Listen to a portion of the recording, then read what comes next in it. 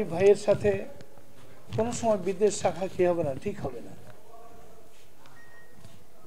54 বছর আমরা বাংলাদেশে কি দেখলাম, কোত্থেকে আসলো। আমি যেই এলাকায় জন্মগ্রহণ করেছি, চাঁদপুর চার ফরদিনুল আসন থেকে আমি 2008 এবং 2018-তে নির্বাচন করেছি। আমরা যেই সমাজে বসবাস করি, আমার তো এখন 58 বয়স পার হয়ে গেছে, কিন্তু আমরা কোনোদিন দেখি নাই আমাদের পার্শ্ববর্তী হিন্দুদের সাথে আমাদের কোনোদিন দাঙ্গা হয়েছে, মারামারি হয়েছে, হানাহানি হয়েছে, কাটাকাটি হয়েছে, তাদের সম্পদ দখল করে নিয়ে গেছে। এরকম অপরিবেশ পরিস্থিতি আমরা এখনো দেখিনি। কেন আমাদের মধ্যে এই সংকট সৃষ্টি হলো, সেটাকে আমাকে চিহ্নিত করতে হবে। এই সংকটটা হলো আমাদের দেশে যে রাজনীতি চলছে গণতন্ত্রের নামে, এটা তো সন্ত্রাসতন্ত্র ছাড়া আর কিছু বলার কোনো অবকাশ নাই। গির্জা ভাঙছে, মন্দির ভাঙছে, আগুন দিছে। ইদানিং সম্প্রতি যে ঘটনা, সরকার নূর হোসেন নূরের উপরে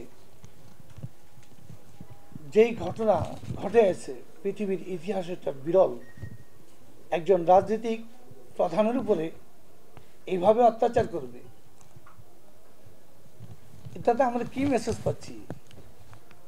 আমরা মেসেজ পাচ্ছি যে আসলে বাংলাদেশের রাজনৈতিক যে কাঠামো, এই কাঠামোটা অত্যন্ত দুর্বল। এই কাঠামোটা হলো খাই কাঠামো। এই কাঠামো হলো কাকে কে মেরে সে কি তার সম্মান প্রতিষ্ঠা করতে পারে, এটা হলো এই কাঠামো। এই কাঠামোর থেকে বের হওয়ার জন্যই 2008 সালে পীর সাহেব চরমনাই একটা ঘোষণা দিয়েছিলেন, পিয়ার নির্বাচন। 92% যদি আমরা মুসলমান হয়ে থাকি, 8% যদি আমাদের হিন্দু, বৌদ্ধ, খ্রিস্টান বাইরে হয়ে থাকে, তাহলে তাদের অনায়াসে 8টা এমপি মন্ত্রী তারা থাকতে পারে। আজকে কেন 24টা থাকতে পারে? কেন তারা সরকারে যাচ্ছে না? কোথায় সমস্যাটা? এই সমস্যাটা আমাদেরকে চিহ্নিত করতে হবে। আমাদের ভাইয়েরা যখন সংসদে যাবে, সংসদে কথা বলবে, তখনই তাদের অধিকার প্রতিষ্ঠা হবে। পীর সাহেব চরমনাই দেখলেন, পিয়ার ছাড়া আর অন্য কোনো পদ্ধতিতে আমাদের দেশে 54 বছরে আমরাই তো দেখি নাই কোনো সুষ্ঠু নির্বাচন। যে যত কিছুই করুক না কেন, বলুক না কেন, আজকে দেশের যে দুরবস্থা, যেমন প্রশাসন ভেঙে পড়েছে, মানুষের যানবাহনের নিরাপত্তা নেই, এটা কেন হচ্ছে?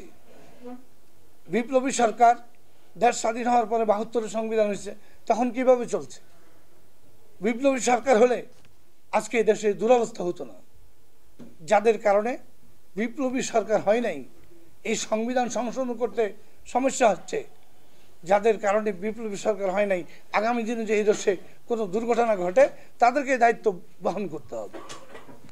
অতএব রাজনৈতিক বলয় থেকে আমাদেরকে বের হয়ে আমরা আমাদের অধিকার প্রতিষ্ঠা করতে হবে, এবং আমাদের অধিকার আমরা অবশ্যই আন্দোলনের মাধ্যমে হোক, যে কোনো প্রক্রিয়া হোক, আমরা আমাদের অধিকার আগামী দিনে প্রতিষ্ঠা করে ছাড়বো ইনশাআল্লাহ।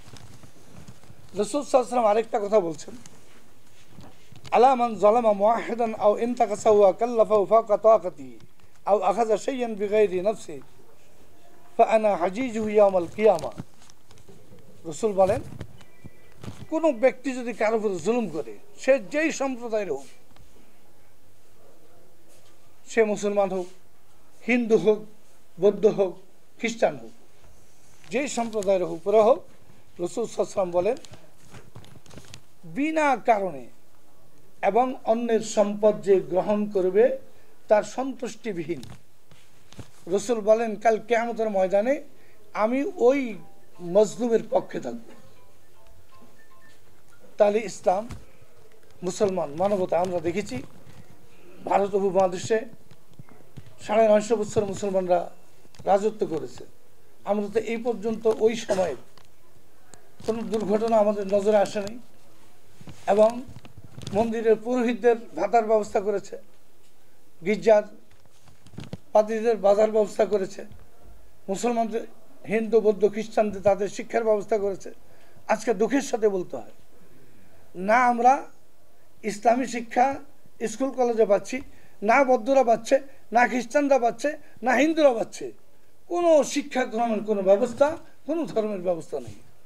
কি যেন একটা জগা খিচুড়ি কোত্থেকে না আমাদের শিক্ষা ব্যবস্থা চাপিয়ে দিয়েছে।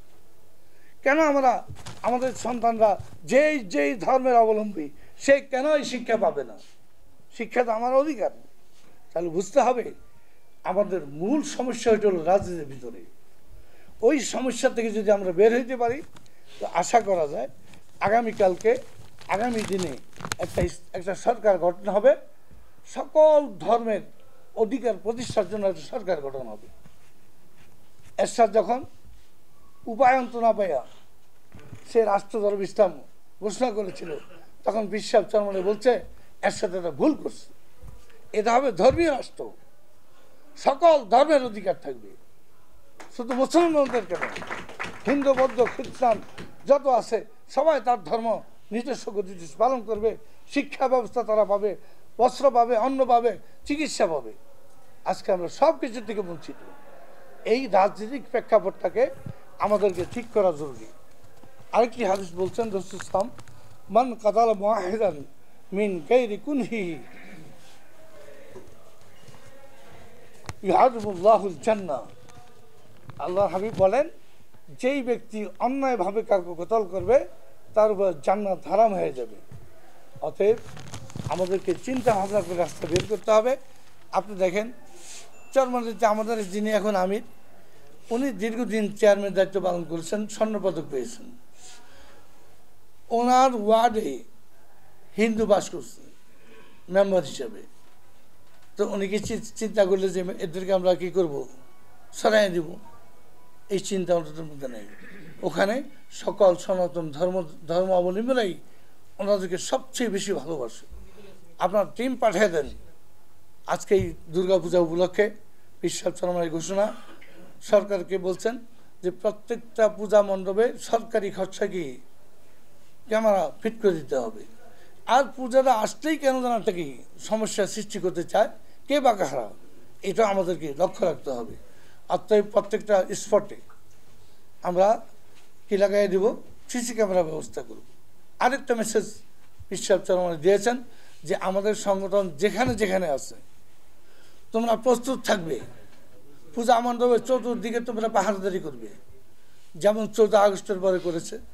এখনও আমরা আমাদের হয়তো প্রত্যেকটা পূজা মণ্ডপে, গতকালকে আমার কক্সবাজার থেকে যোগাযোগ করছে, আমি বলছি প্রত্যেকটা পূজা মণ্ডপের নিরাপত্তা আমাদের যতটুকু সামর্থ্য আছে সেই সামর্থ্য অনুযায়ী করতে হবে এবং দুষ্কৃতিকারীদেরকে ধৈরা শাস্তির আওতায় আনতে হবে। আপনার ব্যবস্থা নেন। পাশাপাশি আমি আমাদের সুকুমার রায়কে বলবো যে আপনারাও আরেকটু সোচ্চার হন, আরেকটু অগ্রগতি অর্জন করতে হবে। আসুন এই দেশটাকে আমরা সকল মতামত ভুলে গিয়ে এই দেশটা শান্তি, সমৃদ্ধি, শৃঙ্খলা, রাষ্ট্র, মানবতা, স্বাধীনতাকে বাঁচানোর জন্য যা যা করার প্রয়োজন আমরা ঐক্যবদ্ধভাবে করব। আল্লাহ পাক আমাদের সকলকে তৌফিক দান করুন।